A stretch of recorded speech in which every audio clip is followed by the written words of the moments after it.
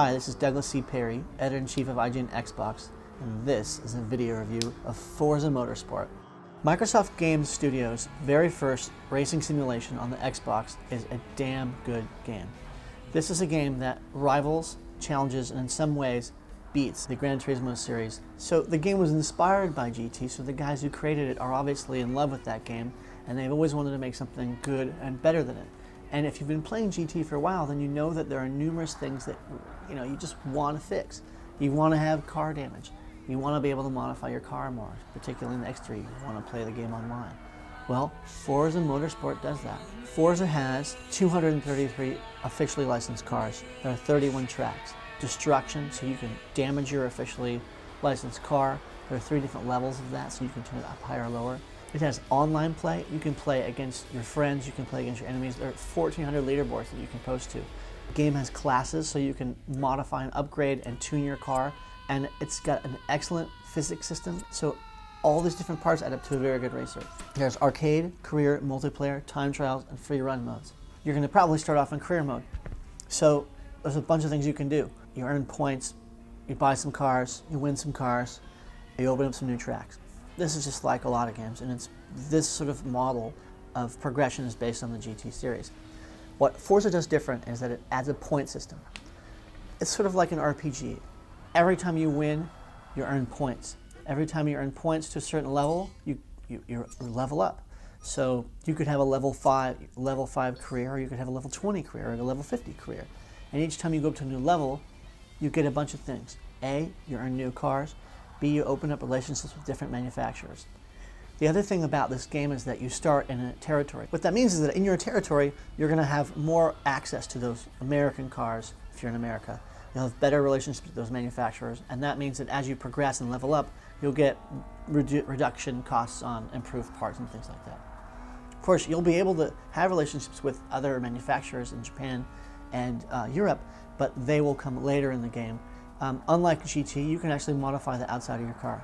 You can paint it, you can add spoilers, you can add rims, you can add side panels, you can add all sorts of stuff. What's more is you can color it and add decals, and you can put really weird designs on it.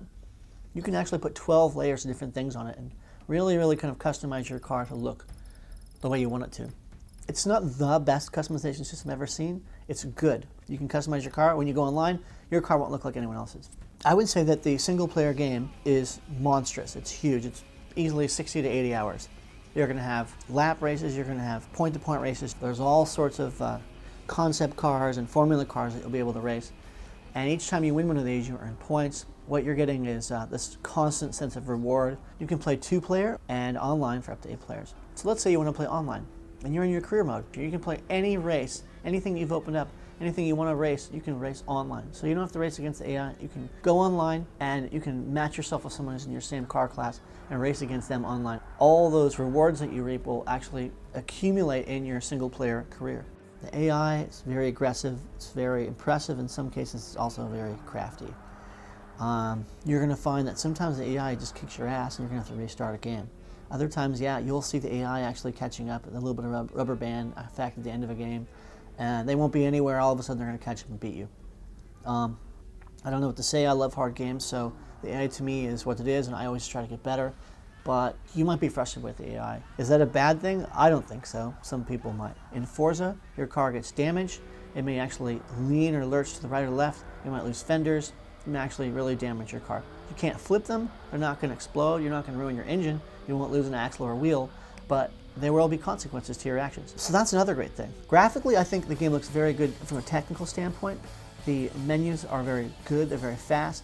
You've got really good, nice interfaces. There's a lot of shortcuts, so it's not a laborious process. And overall, even though I don't like the art style of this game, I think it does a very good job of recreating reality. And compared to GT, there's no aliasing, there's no flickering. If you watch GT and you put it on 1080i, there's a little bit here and there, but basically that game has a different art style, and 1080i really makes a big difference. Forza runs in 480p, which is very good, and considering it's online and all the things that are in there, the graphics are very good. Sound-wise, it supports Dolby 5.1, and the sound effects in the game are very good. You'll hear very different things when you go from the first-person to the third-person perspective.